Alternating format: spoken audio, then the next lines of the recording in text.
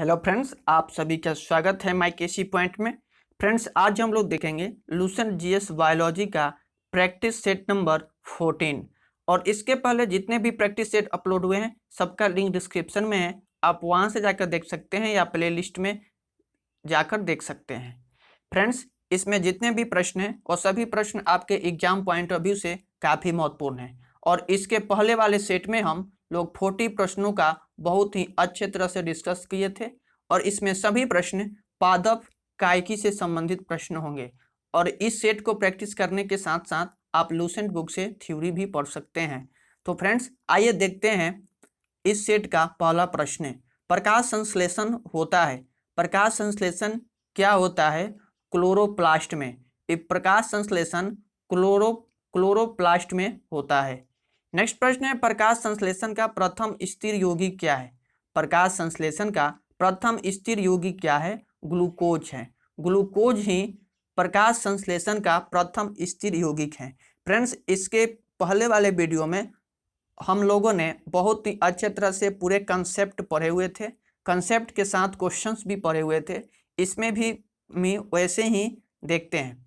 Next प्रश्न है, ऐसी जैविक क्रिया जिसमें शर्करा तथा वसा का ऑक्सीकरण होता है तथा ऊर्जा मुक्त होती है, वह क्या कहलाती है? वह श्वसन कहलाती है। इस श्वसन को हम लोग ऐसे लिखते हैं। नेक्स्ट प्रश्न है, श्वसन मापन का यंत्र क्या कहलाता है? श्वसन मापन का यंत्र क्या कहलाता है? जिससे श्वसन की माप की जाती है वह क्या कहलाता है? रेस्पिरोमीटर। वह रेस्पिरोमीटर कहलाता है। नेक्स्ट प्रश्न है, कार्बन डाइऑक्साइड गैस मुक्त होती है। कार्बन डाइऑक्साइड गैस मुक्त होती है, श्वसन के अंतर्गत ही मुक्त होती है।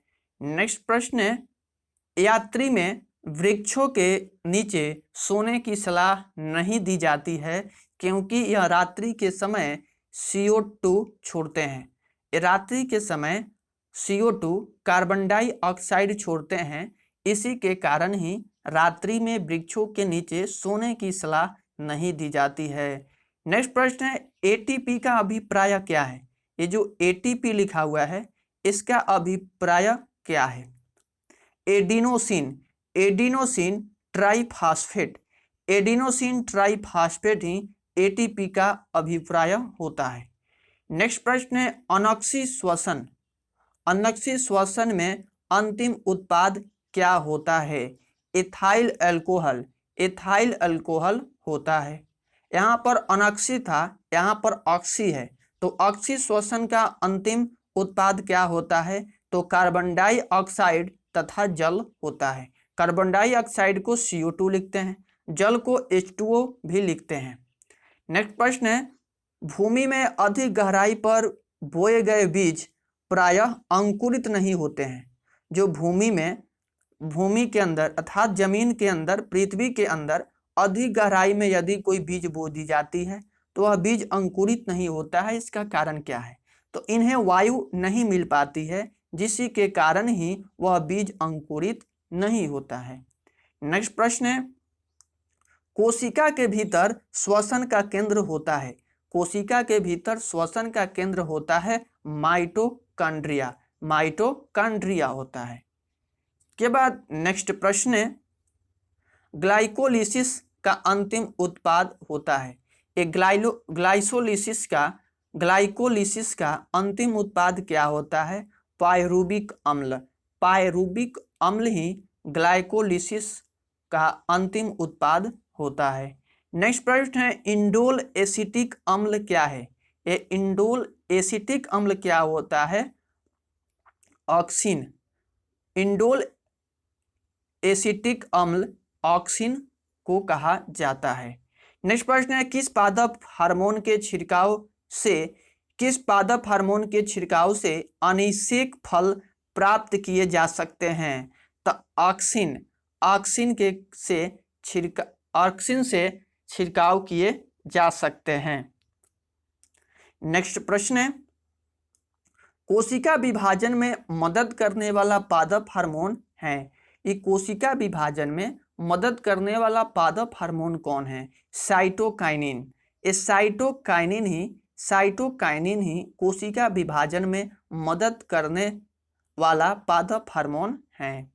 नेक्स्ट प्रश्न है, प्रकाशानुवर्ती संचलन किसके द्वारा नियंत्रित किया जाता है? तो ऑक्सिन के द्वारा संचालित किया जाता है। इसके बाद फ्रेंड्स नेक्स्ट प्रश्न है, पादप वृद्धि हार्मोन जिब्रेलिन किससे निकाले जाते हैं? किससे निकाले जाते हैं? तो ये कवक के द्वारा निकाले जाते हैं। फ्रेंड्स इसमें जितने भी प्रश्न दिए गए हैं सभी प्रश्न आपके एग्जाम पॉइंट ऑफ व्यू से काफी महत्वपूर्ण हैं। तो इन सभी सेटों को आप बहुत ही अच्छे तरह से प्रैक्टिस करें, और यदि वीडियो पसंद आए तो प्लीज लाइक करें, और चैनल पर पहली बार आए हैं तो प्लीज चैनल को सब्सक्राइब करें।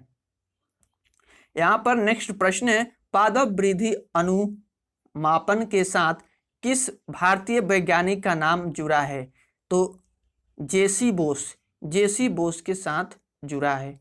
नेक्स्ट प्रश्न है, किस पेड़ को अपनी वृद्धि के लिए सर्वाधिक मात्रा में जल की आवश्यकता होती है? यूकलिप्टस का जो पेड़ होता है उसे अपनी वृद्धि के लिए सर्वाधिक मात्रा में जल की आवश्यकता होती है। नेक्स्ट प्रश्न है, एक्सेनोमीटर का प्रयोग कब करते हैं? तो वृद्धि के मापने में ही एक्सेनोमीटर का प्रयोग किया जाता है। पौधों में वृद्धि होती है, ये वृद्धि जीवन पर्यंत होती है। नेक्स्ट प्रश्न है, पौधों की लंबाई में वृद्धि के लिए आवश्यक नहीं है सोडियम। पौधों को लंबाई में वृद्धि के लिए सोडियम की कोई आवश्यकता नहीं होती है। नेक्स्ट प्रश्न है, पौधों की वृद्धि गतियां जो प्रकाश उद्दीपन के कारण होता है उसे क्या कहते हैं? हेलियोट्रॉपिज्म बोला जाता है। नेक्स्ट प्रश्न है, बाह्य उद्दीपनों द्वारा प्रेरित पादप गति कहलाती है कंपानुकुंचन गति कहलाती है। नेक्स्ट प्रश्न है, छुई मुई की पत्ती में गति होती है कंपानुकुंचन, वह कंपानुकुंचन की गति होती है।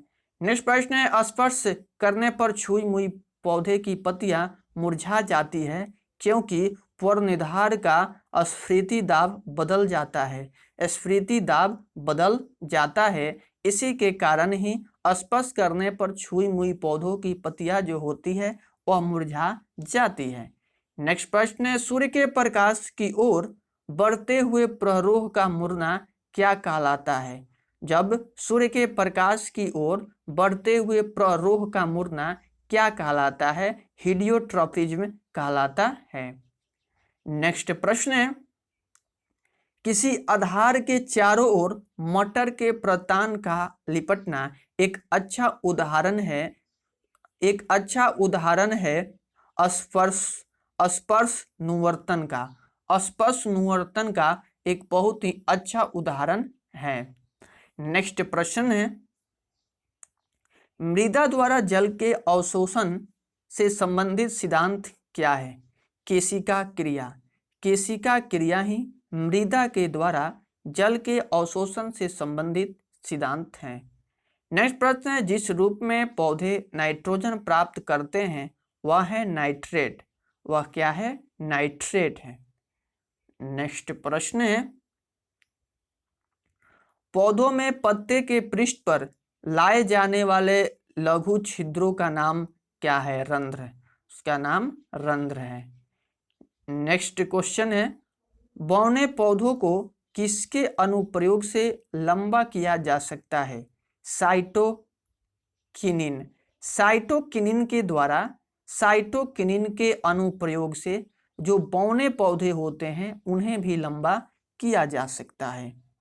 नेक्स्ट प्रश्न है, पशुओं में हीमोग्लोबिन के सदृश पौधों में कौन सा अणु होता है? क्लोरोफिल।